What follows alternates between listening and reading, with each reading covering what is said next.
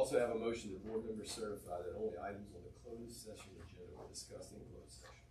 So moved. We have a motion, we have a second. Second. Any other discussion? If not, all in favor, please say aye. Aye. All opposed, that motion carries. We are gonna do our pledge of allegiance, and I believe Ms. Howard, Kate's gonna help us lead here. Ms. Howard, whenever you're ready, you just I pledge allegiance to the flag of the United States of America and to the republic for which it stands, one nation, under God, indivisible, with liberty and justice for all. Thank you, Ms. Howard. All right, our consent agenda consists of our minutes from our general meeting as well as our joint session with the town council on budget. We have a motion to approve the consent agenda minutes. So moved. Motion, we have a second. Second. Any other discussion? If not, all in favor, please say aye. Aye. All opposed, the motion carries. Recognitions, Dr. Frazier. Good evening, board members and guests.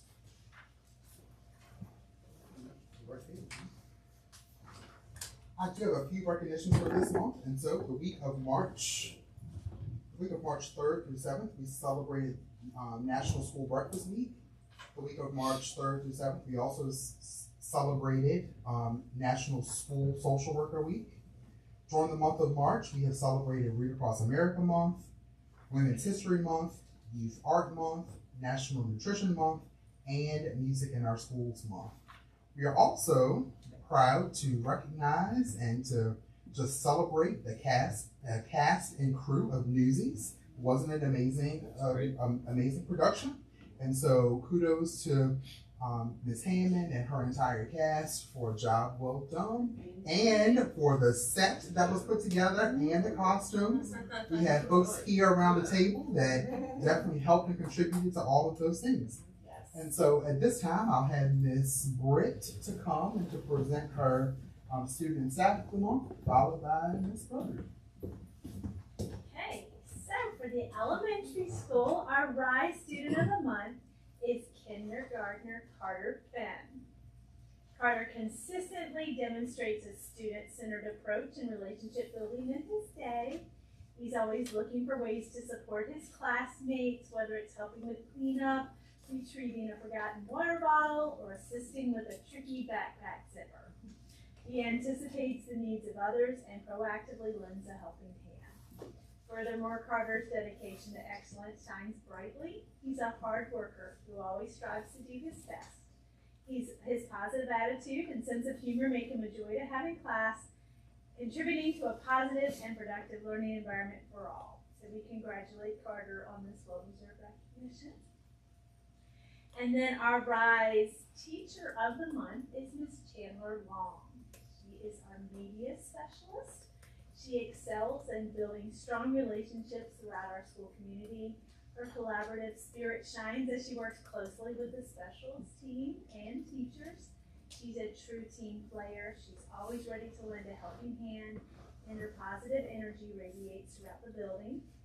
Her commitment to a student-centered approach is evident in her engaging and dynamic library lessons. She crafts themed lessons that captivate students, making learning fun and relevant.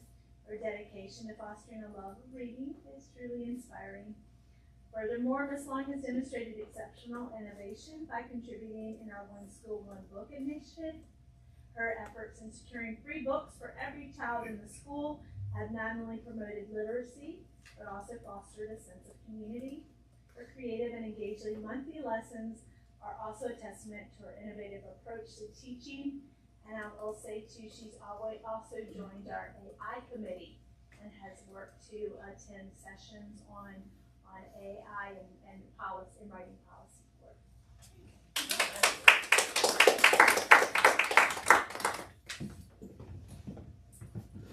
So this month, our Middle School RISE Award goes to 7th grader Aiden Shin. Aiden is described as responsible, respectful, and demonstrating excellence. Aiden's teacher says he comes into class before first period and helps get the chairs unstacked. gets the desk straight, and his teacher notes that he's a huge help to his classmates and to her. Aiden is kind and polite and works hard on all classroom assignments. So we thank Aiden for being just a great part and great citizen at West Point Middle High School. The High School Rise Award goes to 12th grader Alana Burrell. For this nomination, Alana was described as responsible. She recently assisted during the bus evacuation drill, helping people get off the bus, holding the younger kids' hands, jumping in and doing a great job there. We can tell that the driver relies on her for assistance. She's also a great advocate for herself and for her classmates, advocating appropriately when she sees things that need to be changed. I really appreciate her work there. So we are grateful for her responsibility, her maturity, and her leadership at school. And our teacher of the month is an amazing educator, described as an amazing educator, who is student-centered and a teacher of excellence. Whether he is teaching high school AP students or down to the middle school teaching history there, his instruction is focused on student needs and learning styles. Students state that he makes the learning relevant and engaging, and he creates an atmosphere of trust and open discussion that makes learning enjoyable for everyone. And that teacher is Mr. Sean Claver. And I will say, he told me one day that he was teaching Plato's Cave, and I thought, well, I'd like to see that because Plato's Cave there's depth, there's a lot there, and I wish he was my high school teacher because he made it simple, plain, visual, great discussion with the students. It was pretty amazing to watch. So thank Mr. Claver for all of his good work.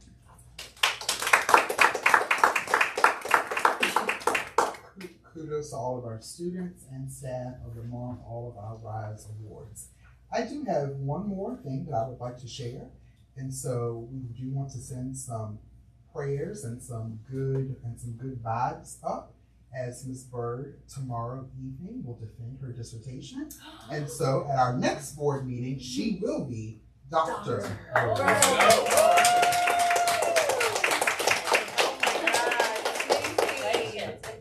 Yes, True. it'll be good. Mr. Chair, those are all of the recognitions. That's great. Good luck, Ms. Bird. What you will do. Got it. All right, presentations. We have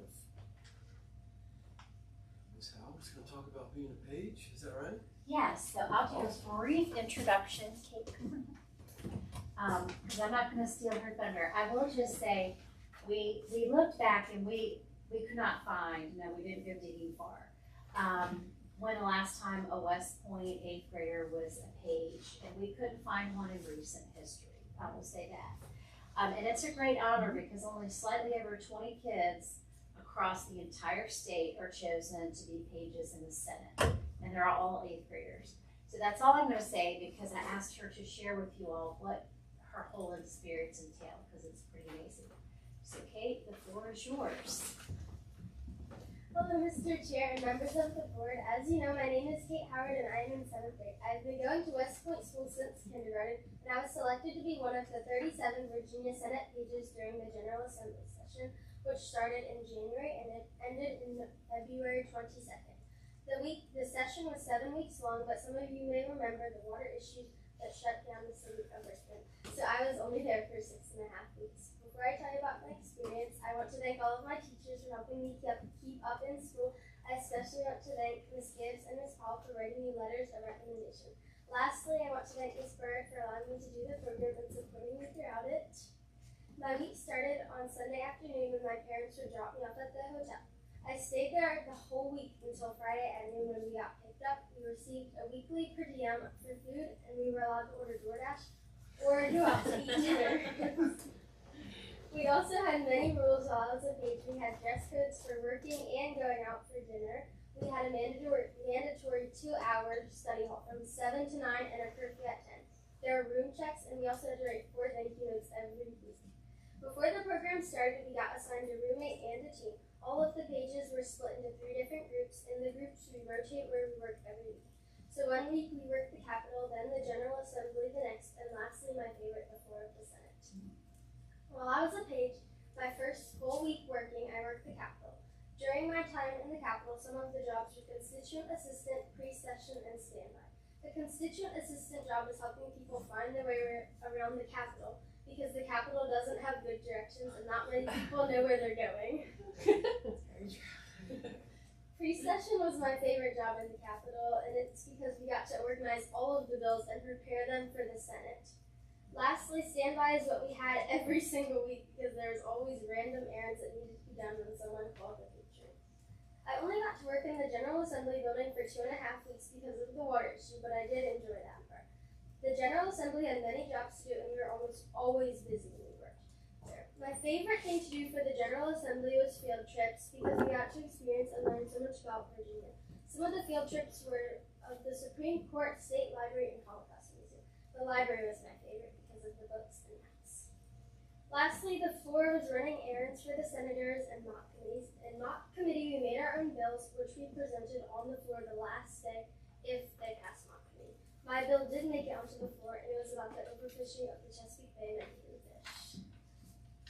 This has been such an amazing opportunity, and I've met so many friends and important and inspiring people. I really appreciated learning about government firsthand. Thank you. And then I do have a slideshow of pictures.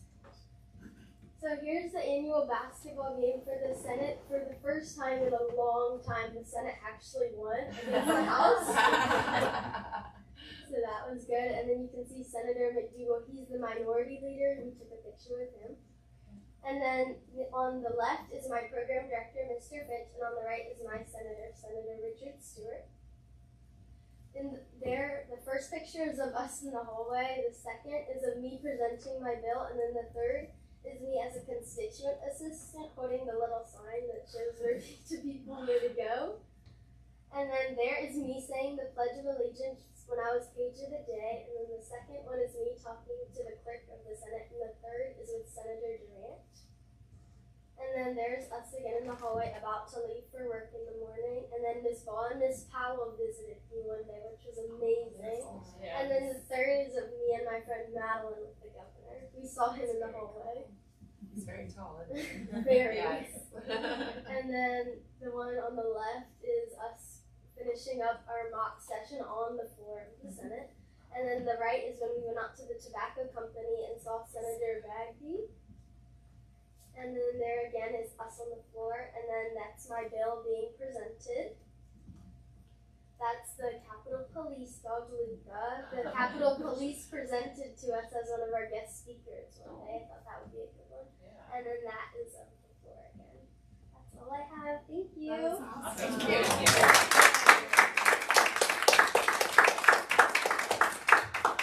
So is it one and done, or can you go back? It's one and done unless you want to be a United States Senator. Any desire there? Or? No, I think you have to be a junior, so I'll have to wait a few You got years some if I want to do it. does it make you want to run for office? A little bit. Yeah, a little bit. Yeah. Get the bug. Yeah. That's so cool. Well done, Kate. That's a pretty amazing experience, and we're definitely proud of you to represent us there. So appreciate you doing that. Thank you. Maybe a little jealous too.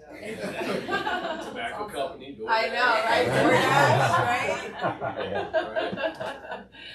That's awesome.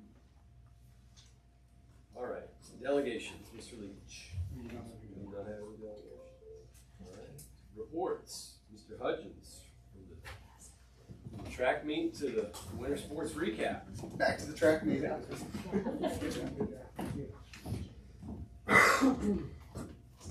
Good afternoon, Coach Chair, and the rest of the members of the board. Thank you guys for having me today. It is my honor and privilege to be able to recap the winter 2024-2025 season with you guys. But I think first we have the video, just a little video recap of the winter sports season.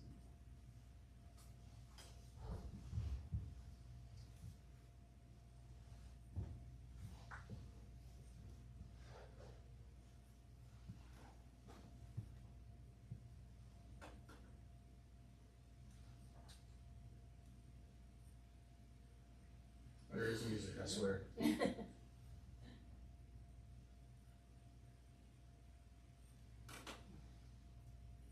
If you don't want to sing or? Keep rewind it. I forgot my trumpet at I home. know. Can you rewind it? Sorry, I was distracted by the volume. Or lack thereof. Yeah, I was gonna say that. But like watching him try to turn the volume up.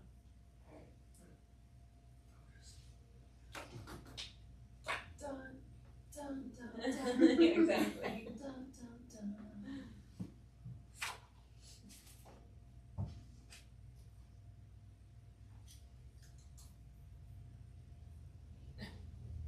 She's a great picture. I'm sure she's gonna appreciate it.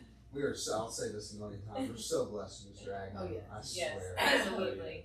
These are all his pictures. These are all his pictures. He was actually out there at the track meet. Yeah, I Some saw really it. good pictures. And he did Awesome. the musical pictures too. I He saw. did. So. It's all around. Oh, cute.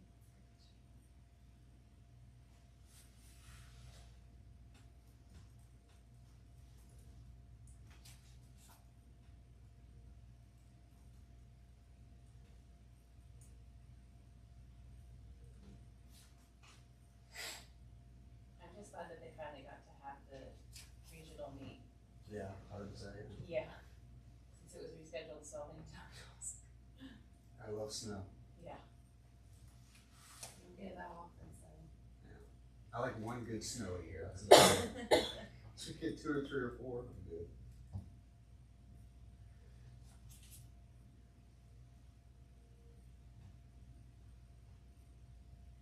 When we start key lesson, we should go. I know. That's that's my thing. That's his line. Me and Officer Fun Paw, as I call him, Officer Training in school. You guys would not believe how many kids join in. Like I hear from different teachers, you know, Oh. so many classrooms just join in because they know it's coming. You know, because I always say, what do I say? It's like, have a good rest of your day, and as always, and then we go right into go Oh, pointers. okay. I love it. Yeah, it's And great. It's you good. know, it's good for the entire school. Mhm. You know. So thank you, Mr. Leach, for the video. Next time I want to hear you sing during it. So this is just a little bit of numbers here, participation numbers that we had for the winter. As you can see, we had 19 student athletes for the indoor track team. In total for girls basketball, we had 22. Boys basketball, in total, we had 25, combining JV and varsity. Winter cheer, which I'll touch on when we get to their slide, they had a very large increase of members this year. Topping out at 25 in total. And then Scholastic Bowl, we had 15. So overall, we had a really good turnout in terms of, you know, just numbers for the winter season. It's something I was very happy to see. And that little quote there at the end, excuse me, you guys will start to see that a lot more on Facebook, hear me say it a lot more. That was what I would always say to my team when I coached baseball up in Northern Virginia. Except instead of good athletes second, I had good baseball players second. But I really like that statement because the purpose of athletics is obviously to build you up as an athlete, right? But that's not the only focus, and it shouldn't even be the central focus. We should be using athletics to build good people first, teach different skills that you're going to need later on in life, such as discipline, consistency, self-efficacy. So you guys will see that a lot more here in the coming days, months, weeks, years. I like it. Moving on, our first team to recap here, our indoor track and field team. They had a pretty good season overall. All student athletes set new personal records at some point within the season. Obviously, it might not be right at the end because there's kind of ebbs and flows to everything, but at some point, everybody set a new personal record, which we'd love to see. The indoor season, I know it's called indoor, but the only thing that's indoor about the season is the competitions.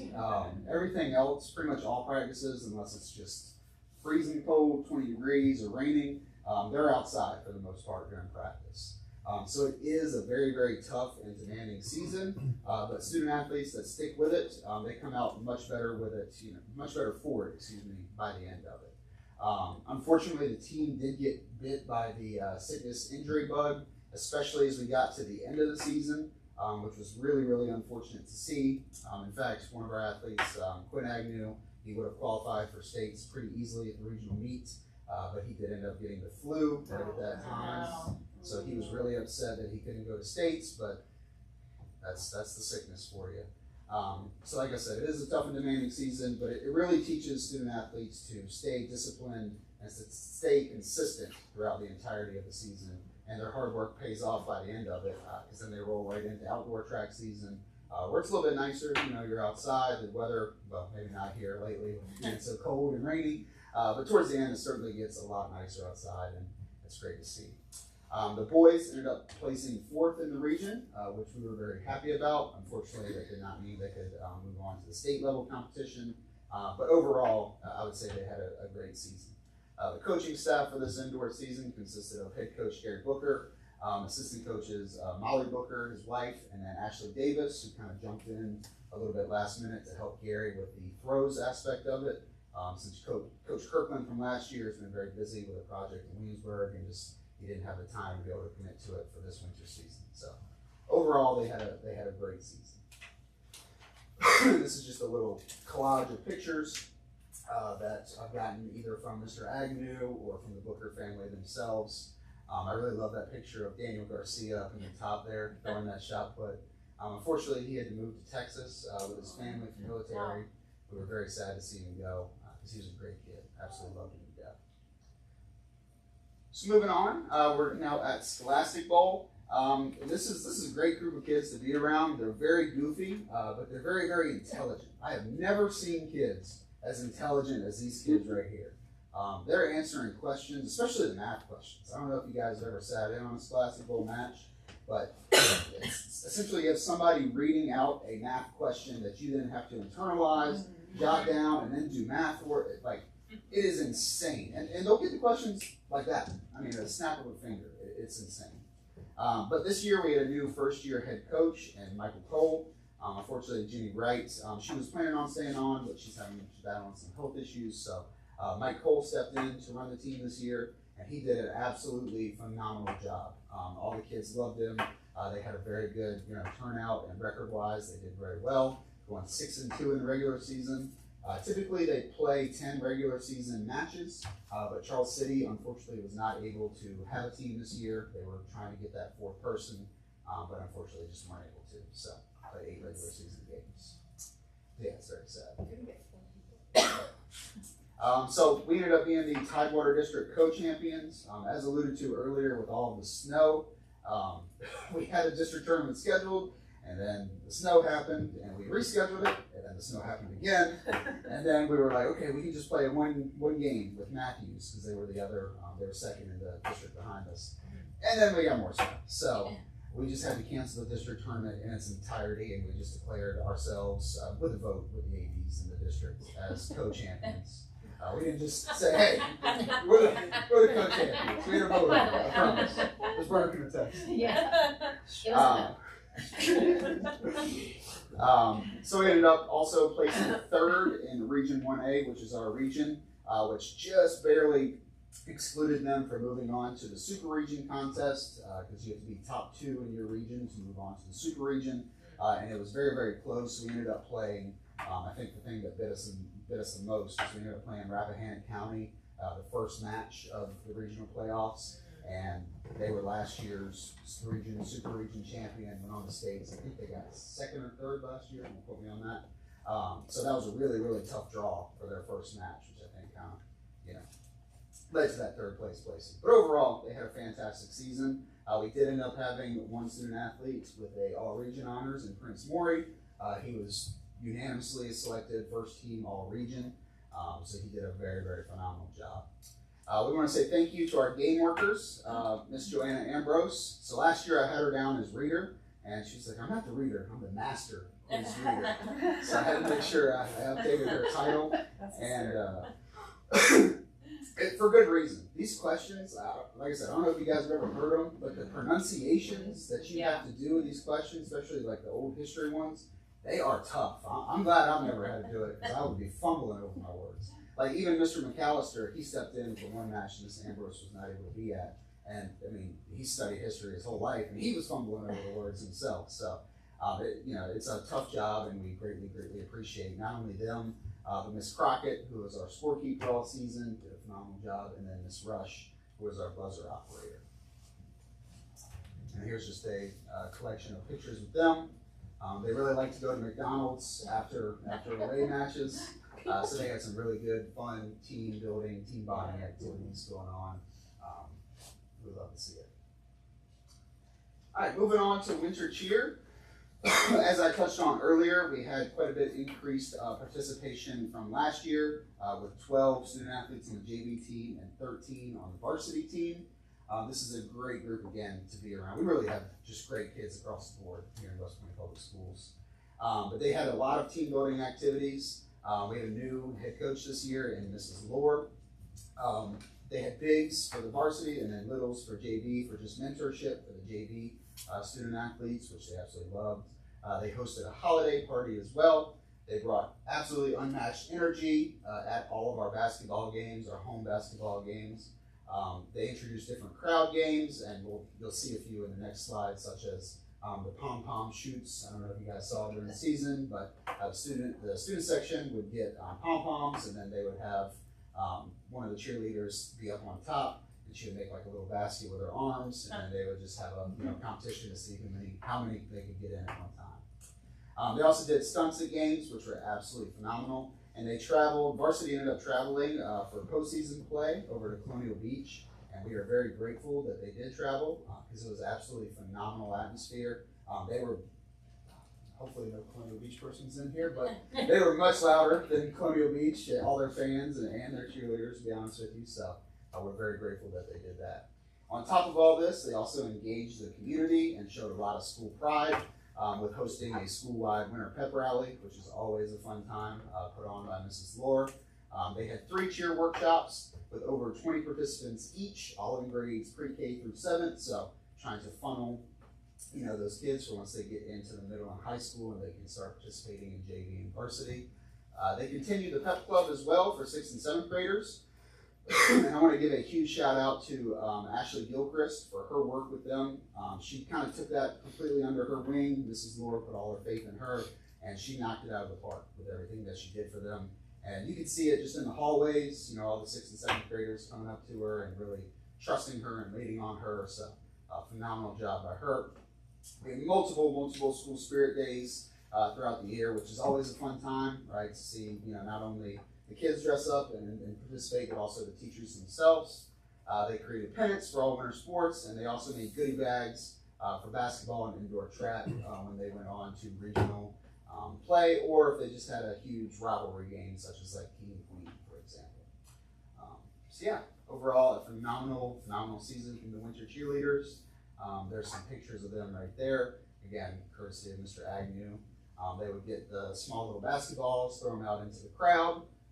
Thankfully, none of them ended up on the court. That's always my worry with them, is they're going to end up on the court, but thankfully that didn't happen. And there's that pom-pom shoot game that I was talking about earlier with Miss Taylor Schumacher on top there. So, phenomenal job by the girls. All right, moving on to the first of our 2 basketball teams, girls basketball. So they had an absolutely phenomenal season by every stretch, every measure that you could possibly measure them on. They had a 14-5 regular season record, including a regional playoff win that was at home over King and Queen. If you weren't at the game, it was a great atmosphere. Like, it really truly was. We tried to do something a little bit different with the introduction that game. We cut all the lights off in the gym. We had, you'll see it on the next slide, but a presentation of the starting 5 and just good pictures of them playing up on the walls. And the cheerleaders also had, we recruited Officer Schramm and got 2 police spotlights, and they were kind of waving them all over the place. And then as they would come through the tunnel, they would be highlighted right on their face, and you'll see that in the next slide. So it was, like I said, just great season by all the girls, but we definitely want to give our props and every shout out imaginable to Crochet Delaney, the junior. She scored her 1,000th total varsity point this season, which, if you just score 1,000 total varsity points in and of itself, is a huge accomplishment. But to do it as a junior is not something that you see in years, honestly. So for her to be able to hit that milestone this year, we're very, very proud of her. She was also awarded the Tidewater District Player of the Year, as well as the Region 1A Player of the Year. So overall, just a great season. I think she ended up averaging 22.3 points per game. And Coach Jenkins, you can check me on that one, because I'm pretty sure that's right. I get confused about the math. Classic bowl. I was going to say you're not I'm not even a reader. So moving on to some of the other girls that had all district and all region honors. Like I said, Crochet, obviously she's going to be first team all district, winning that player of the year. But also Kimora Broadus, our senior, she was first team all district. Lexi Blackwell, first team all district as a sophomore. So the future is very, very bright for her. And then Anna Jenkins was also as a sophomore, second team all district. So the current right now is looking bright, and also the future is looking very, very bright. Moving on to all region, obviously again, Crochet Delaney, first team all region. Kimora Broadus, second team all region, and Lexi Blackwell, second team all region as well. The JV team had a great season as well. Basketball is a really hard sport to learn when you're first starting out, as Coach Jenkins can definitely attest to. They had 7th, 8th graders on the team, so really just again, I just think the future is so bright for this team in general. So the coaching staff, the varsity head coach, and also I honestly forgot to put up on here, the region coach of the year as well, Brian Bishop, our JV head coach, and other than Mr. Chair, Elliot Jenkins, and then assistant coached by Anthony Kimball. And they just make up a great tandem all together. The girls really, really love them and enjoy their presence and their expertise, and we could not be more blessed by who we have. So here's some just collage of pictures again that I was able to throw together. Like I was talking about earlier, that opening for the playoff game versus King Queen, we had the spotlights going, and we surprised everybody with it. I didn't tell anybody, Mrs. Lord didn't tell anybody. So once the lights went down, everybody was like, what, something happened? Something wrong here? But by the time they got to the end of their little tunnel, you can see the smiles on their faces. It was great to see. So, and then there's a picture of Crochet after her scoring her 1,000th point in that same game with her coaching staff. So That was an amazing moment. That's awesome. it was. Like, it really was. Amazing. Everything It was about so it cool. was perfect. Yeah. Like even the kids, the student section stormed the court. Yeah. Like I got a little nervous with it at first. I'm not gonna lie, Great. but they did everything perfectly. Like they stormed the court, they celebrated with her, and as soon as we kind of said, "Hey, we need the court back," like they immediately went and got back in the bleachers. So I just love that they literally, like, the game just stops. yeah. Like, I love that. It's not like you have to wait to celebrate it. It's literally like, nope, in this moment. Yeah. You don't care. Right. It's great. And to do it at home too, Yeah. because I mean that's another thing. When people get it, a lot of times it'll be away. So for her to be able to get it done at home like that, she was truly, truly blessed. So great work to her. All right, moving on to boys basketball. They still improved from last year. Okay, so I have a little breakdown of their record over the past 3 years. So we're not going to talk about that 22-23 year where they went 1-21. So last year, Coach LA head coach, that was his first year with the team, and they improved to a 4-17 record. And then this year they improved again to a 6-14 record. They missed the playoffs by, if you know how power ratings work, they missed it by 0.31 power rating, Oh, wow. which is essentially a game. Yeah. If they would have beaten Surrey in our home game versus Surrey, I think it would have locked them into the playoffs, but unfortunately they lost in a thriller, absolute thriller of a game. Went into overtime and we ended up losing by 1 point.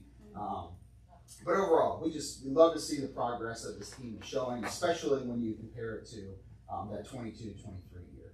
They're making very, very great strides. The coaching staff continues to place a very, very high emphasis on academic performance. Not unlike every other coach we have here at West Point, but they just do something a little bit different in that they continue the weekly check-ins.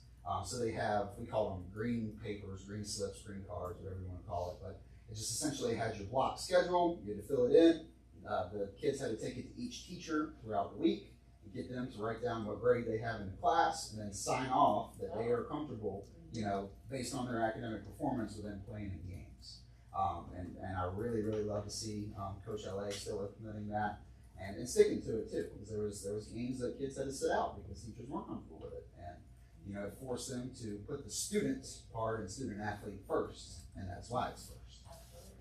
So like I said, they narrowly missed the playoffs, but they will be there next year. I have all confidence in the world that they will be. Moving on to our all-district honors. Andrew Sellers, he was first team all-district. We're going to miss him a lot because this was his senior year, so we'll miss him a lot next year. But the future's looking bright too. Trip White, he was second team all district as a sophomore. So hopefully, next year he's really, those two are some of the most competitive two people you'll ever meet in your life. And to see them kind of go back and forth with each other is always a joy, because it's not like it's not a bad competitiveness either. It's such a friendly, good-natured competitiveness. And we look forward to the great things that Trip is going to be doing. We had a very, very young JV team this year. They do have a promising future. There was a lot of injuries on the JV side for whatever reason. I think I just attribute that to, first time playing basketball. It might not seem like a high contact sport because you're not, contacting somebody else too much. But in terms of your feet, your knees, everything lower body wise, every time you jump, that's just more and more impact that happens to your joints. So it takes a long time for, bodies to kind of acclimate to that. I know when I played in the senior versus faculty basketball game, I only got in twice. I needed an ice bath when I got home. So, it definitely takes a toll on your body. But just rounding out the coaching staff, head coach L.A. Allen, we're very, very blessed to have him and his mentorship. I should say Hall of Famer L.A. Allen, because we inducted him into the Hall of Fame last year. So we look forward to the great things he's going to do. And then our JV coach and assistant coach for the varsity, Ray Roberts, brings a very, very good perspective on life, basketball, everything. Because he is a little bit older and he has a lot of experience, especially in the college world. He played at the University of Maryland back in his day, so he brings some really good experience and foresight for the boys. So again, here's some pictures of them. I think my favorite person, and I shouldn't have a favorite, but my favorite person to look at pictures of has to be Khalil, right there in the middle. Like his facial expressions, the way that he gets amped up is just, it's so amazing to see. And I would tell the boys this constantly, is the one thing that they would always have is they would have work ethic and they would have chemistry with each other. And honestly, that's half the battle in any sport, much less basketball, where you're really, really relying on your teammates. But that is pretty much what carried them almost to the playoffs. And I think next year we just get another year under our belt. I fully expect to see them there. So just want to say thank you to all of our wonderful fans that came and supported us throughout the season. Here's some great pictures Mr. Agnew got of the student section, just fans in general. That picture in the bottom middle there was when Crochet scored for 1,000th point. The student section kind of crowded the court. It was a great moment. And lastly, we just want to give a big thank you. And I never will be able to list everybody on one slide, because if I tried to, my presentation would be probably 50 slides long. But just a couple notable ones. Miss Paula, you guys know her, we love her. She's our ticket manager. We actually celebrated her and Miss Faye at, I believe it was the King Queen game as well. It was Miss Paula's 20th year as a ticket taker for West Point. We think it's her 20th year. She couldn't give me like an exact defined year. And I said, okay, well, you've done it at least 20 years. She said, oh yeah, so at least 20. So we said 20 years. Mr. Eric Reed Jr., who you might remember from last year, graduated. He stepped in and helped me a huge amount by running the clock during a lot of our games. Same with Stretch, one of our football coaches, so thank you to them. Because it's not an easy job. If nobody wants to do that job, I always struggle to find people because you're getting yelled at. Start the clock. Yeah. That's not the amount of fouls. That's not the amount of points. So thank you to them for putting up with it. And like I said earlier, Miss Faye, this was her 42nd year as the scorebook person for basketball. Wow. 42nd year. When she told me that, I was like, 42nd? Wow. Yeah. Holy cow. So like I said, we recognized them at halftime of the King Queen game.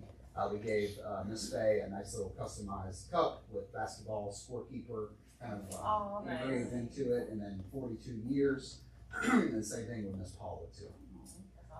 We want to give a huge thank you to all of our winter coaching staff. No coach does this for the money. If they are, then they're very, very broke. That's not why they do it, right? They do it to help the next generation and teach them those things that I was talking about earlier that are going to help them down the line. I want to give a huge thank you to Teresa and Eric Reed for helping me out with staffing the concession stand, always making sure it's stocked. I really don't have to worry about it, so thank you, Teresa, and Eric as well for doing that for me. It's a huge help. I'm sure you guys have heard our SRO, Bill Schramm, is going to be retiring at the end of this year, which we're very sad to see. But he had a great year to end off with in basketball. And if you know Officer Funpaw, as I call him, he loves basketball. He is all about basketball. So he was Mr. Johnny on the spot for anything I needed. Like if I needed the floor mopped and swept, like he'd grab a kid and say, hey, we're going to mop the floor right now. So it's just another thing to help me, as well as all of our security staffs for making sure we're secure and safe. Our West Point Police Department in general. I will always put April on a thank you slide for as long as I am here and as long as she is here, because April is absolutely phenomenal at everything she does. She's the best athletic trainer ever. This is actually Athletic Training Month. Yeah, So awesome. We're going to be shouting her out quite a bit during the school days here coming up. And she's also the best assistant AD that I could ever ask for. She definitely helps me keep my head on straight, that's for sure. Again, just thank you to our facilities and maintenance staff for always making sure the gym is good to go. Our West Point community in general for everybody supporting the games. You all as well for supporting us. And like I said, I can't list everybody. There's so many, many more, but we just want to say thank you. And that's all I got. Thank you, son. Thank you. Thank you guys. Back to the track meet. All right, okay, have fun. All right. Items under study. 25-26 Special Education Annual Plan. Ms. Roach. It is hard going after Preston. He's pretty energetic. Mr. Chairman of the board, ladies and gentlemen of the board, thank you for allowing me to be with you tonight and highlight special education. I always enjoy being able to share what our students and teachers are doing. So I hope I can bring the high energy that Preston had. I will try. Just run around. Yeah. Here we Oh, here we go. All righty. So we are going to go over a few things today. We've got, I'm going to do a brief review of the 24-25 school year. We had some focus areas that I'm excited to tell you about the progress that we've made. We also have our special education faculty survey that we do annually. So we'll go over some of those results. I'd also like to show you some of the proposed goals from this faculty survey and teacher input. And then we'll review briefly the 611, 619 annual plan, which you have in full in your packet. So typically I would list out the strategic plan goals, but when I started to look at the information that's in my presentation, it just touches on everything in terms of relationships, innovation, being student-centered and excellent. So it's all of what we believe to be important. So our focus areas for the 24-25 school year, based on our needs assessment, was planning time. Teachers were asking for additional planning time. The master scheduling process, training and staffing. So going into this year, those were our focus areas. And here is some highlights about how we're doing in those areas. So in terms of planning, the middle school and high school really just did such an amazing job with both the planning piece and their scheduling piece that I'd love to highlight. They reinstituted 2 planning periods for all of our special education teachers. I feel like that, we all feel like that's very, very important with the amount of documentation that they have and being able to plan for students' individual needs. Those 2 planning periods are really vital. They also incorporated planning with at least one of their cooperating teachers. So to be able to work that into a secondary schedule, they just did an amazing amount of work to be able to do that. So we're very grateful to Mrs. Bird and Mrs. Rush and Mrs. Waldrop for prioritizing that. So that was just a huge win for our students and our staff. In terms of the scheduling, as you've heard us talk a lot about bookworms in the new curriculum, our elementary school scheduling team had to adjust to the new reading curriculum and what that looked like. They remained very flexible with their intervention block.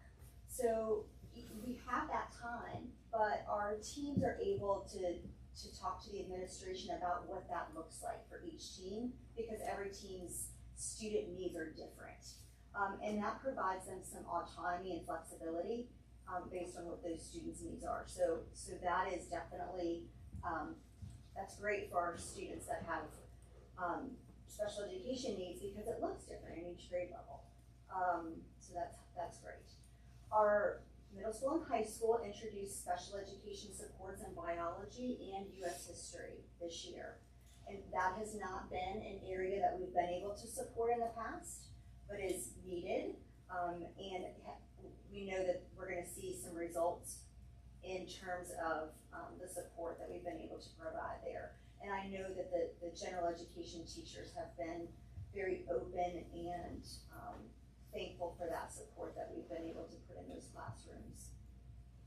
Again, our middle school, high school, prioritizing the student needs in the common planning time, and then incorporating tiered intervention models for middle school in the areas of math and English. So that's a lot on a slide, and to talk about covering just that in a year, we're pretty proud. Training was another area that we received feedback from teachers, through the surveys, through administrators, that we needed to focus on. So you'll see the list here. We partnered with VDOE to get in-person training for administrators and for all of our staff. So we did that at the beginning of the year.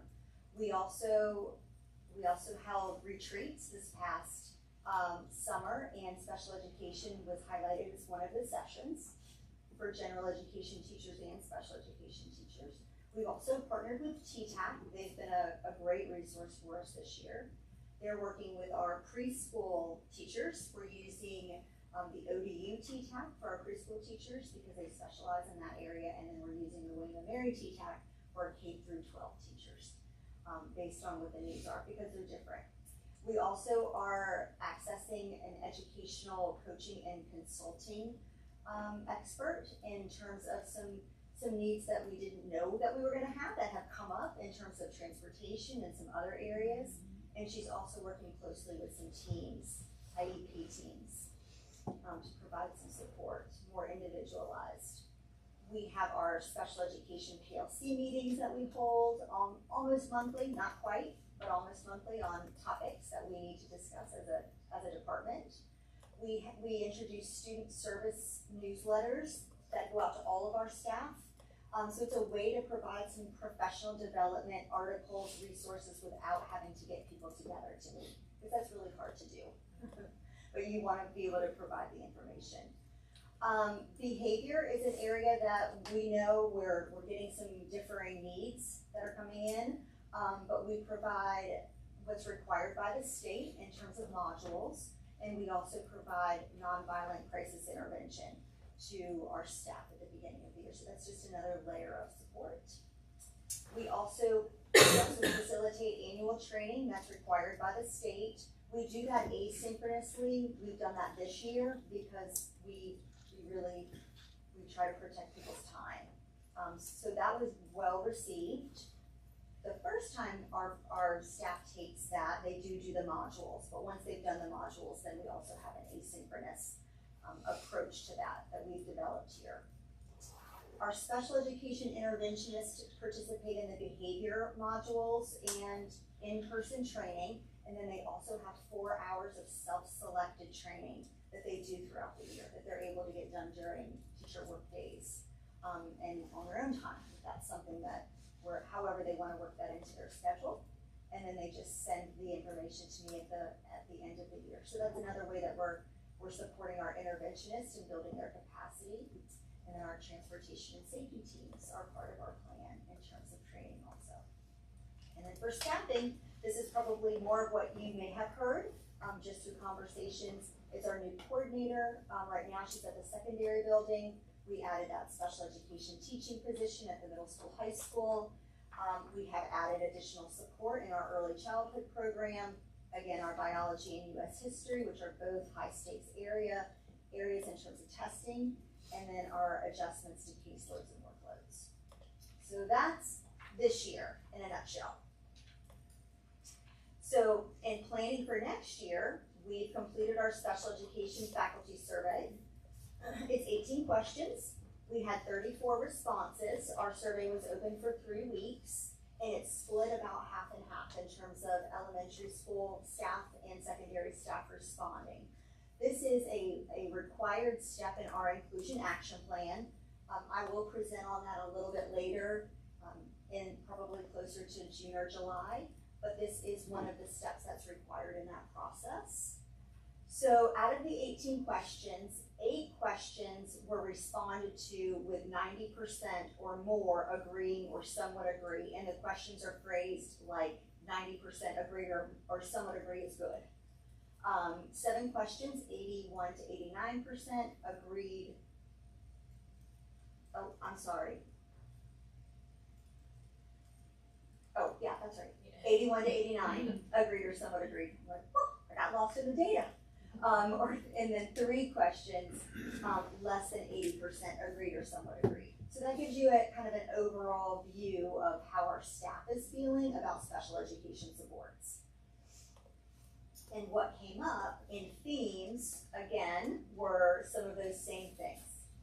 Scheduling, workload versus caseload, planning time, and then training. And I listed just some of the things that I know are gonna be carried over for next year. We've already met with TTAC. They've agreed to come on for next year to continue their support. We've gotten great feedback from the teachers.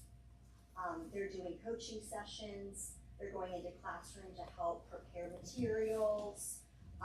They're providing trainings. So we're really trying to keep it very teacher focused in terms of what they're asking for. We're sending out surveys to teachers, just specifically our special education teachers that are working with TTAC. What do you need? Because we want it to be very individualized. And then the behavior piece.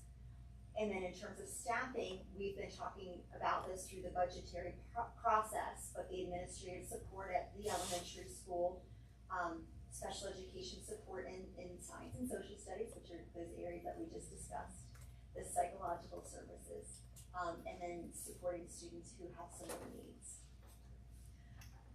I know that this is in your packet, so you probably have had a chance to look at some of these questions. So I'm going to highlight a few of the areas that we saw some more robust movement in, like for instance, the first one, our school faculty has met to review the district vision and have aligned the school's vision to that. So like in 23-24, we had 76% agree, and then this year we had 85% agree. I'm gonna talk a little bit about the 0% disagreeing. We had an option of I don't know, and that was requested by teachers who wanted to be able to participate in this survey, but sometimes like specials teachers or electives teachers who did not know some of the answers to the questions but still wanted to be able to participate because they did have input to be able to contribute to some of the other questions. So with that I don't know category, sort of skewed the data a little bit. But moving from 76 to 85%, and I do feel like the strategic plan process has really helped with aligning the central office, the buildings, and everybody, being more on the same page about what our focus areas are for our students with disabilities and all of our students. You'll also notice just the trend of improving over time, which is something that we want to see. 5.8, protected planning time is provided to coordinate planning, information sharing, and service delivery for students with disabilities. In 23-24, it was 33% agreed. And this year it was 82% agreed. So that was a huge win for us. General and special education co-teachers use a variety of instructional strategies for collaborative teaching. 23-24 was 62%, this year was 80%.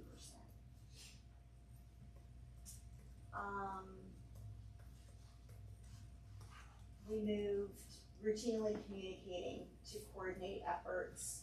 72%, 83%, but again, trending in the right direction.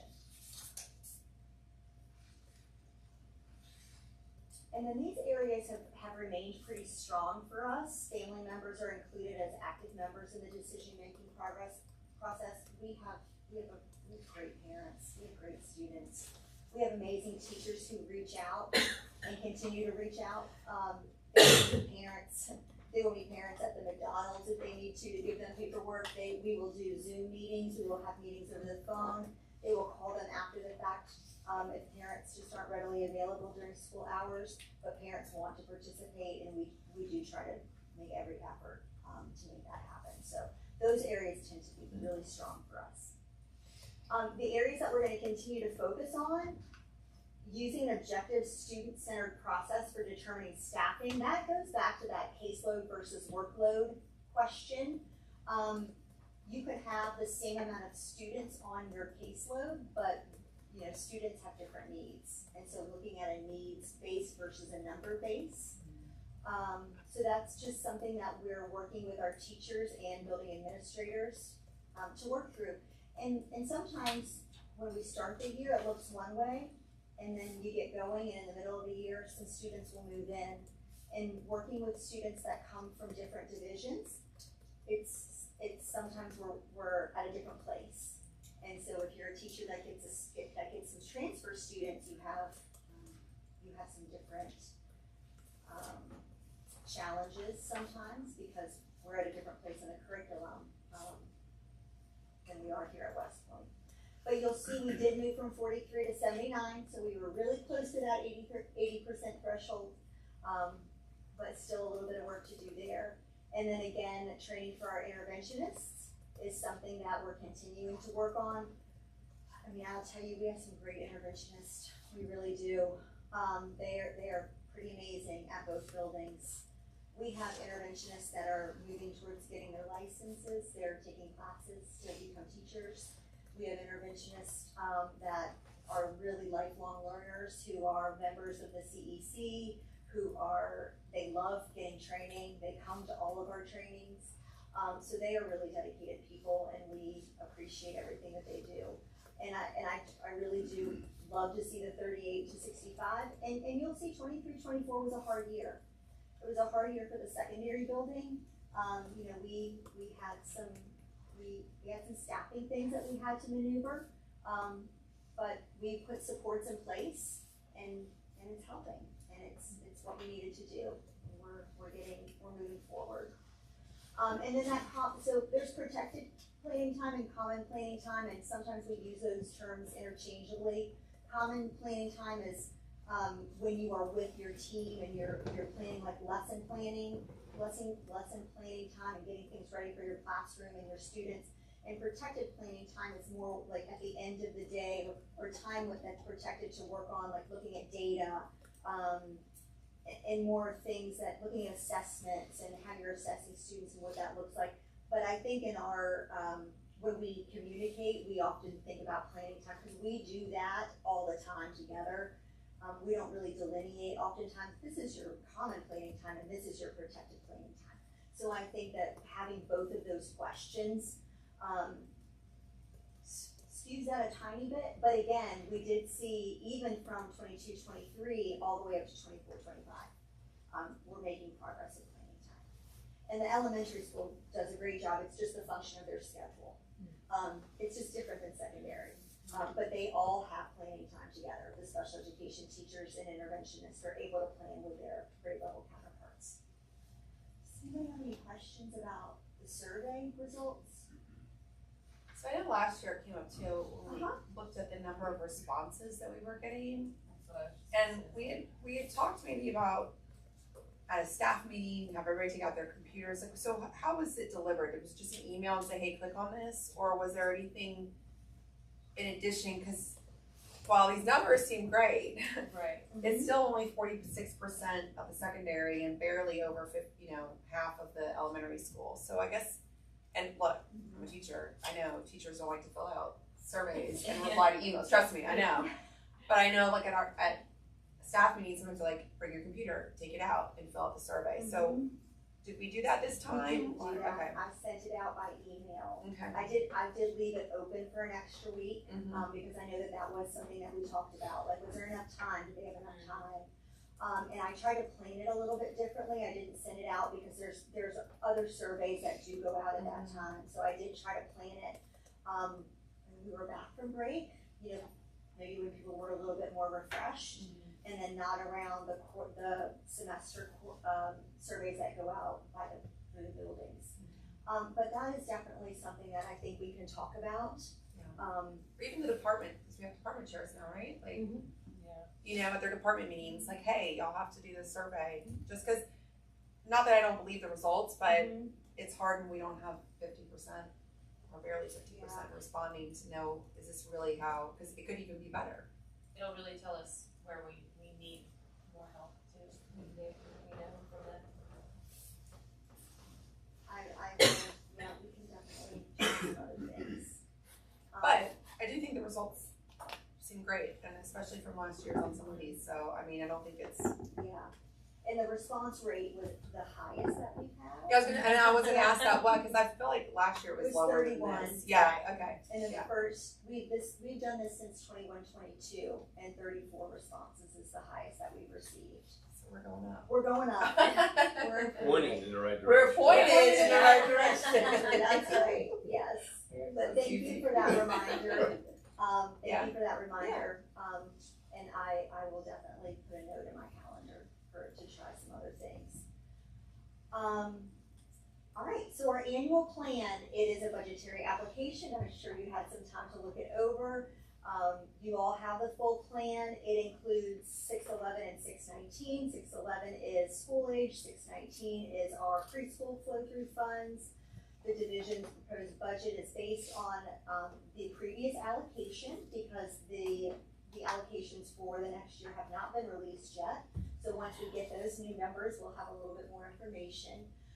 It's also based on the number of special education students that we have and other fiscal factors that I leave up to Ms. Lena Muse, who is the expert in everything financial. The SEAC board committee has had an opportunity to review the plan, and the plan was made available for public review and comment for 2 weeks before SEAC had the opportunity to review the plan. So highlights. We've met our maintenance of effort, which means that we've used our funds. So we have, for 23-24 school year, we have met that requirement. We have no barriers to implementing our 25-26 plan. We do not have any local jails that require allocation, so that's not part of our plan. We are not required to set aside any money. There are some divisions that get flagged for certain indicators and are required to set aside certain things, and we do not have any of those requirements. So we're doing well with the data that the state is looking at. I've already talked about the allotments for the allocations. So our 611 allotment, which is our school age, is used towards partial salaries for 4 full-time positions. It's 3 special education teachers and 1 special education paraprofessional. And you can see what the allocation is. That has remained, the way that we allocate funds has remained the same over time. Salary is a very cut and dry way that we're able to keep track and manage those funds. So that's worked very well for us. The 619 allotment is used for a partial portion of the salary for our speech and support specialist salary and our instructional materials for our ECSE class. And of course, they need more than that, and we provide more than that. That's just what's coming out of our federal funds.